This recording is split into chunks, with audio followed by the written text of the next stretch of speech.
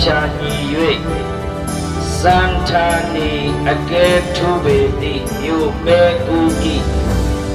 ရှေ့ရတိတာ3 မိုင်အကွာတွင်တာယာတင့်ကာအိုးဘူရွာဟုသမုခာမိယထာနီတွင်နေထိုင်ကြသော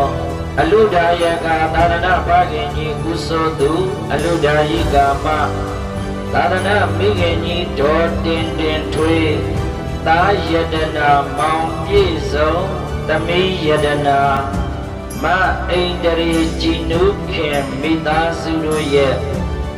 သိက္ခာကံထယဟန်ကံရှင်ပြု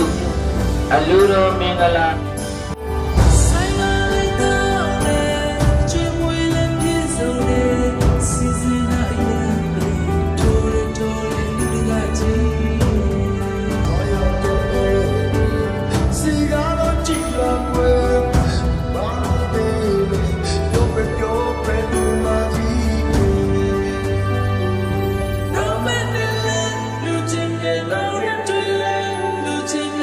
ရေကြဘူမိထွန်းသည့်သာသနာပြည်မြမဝဲ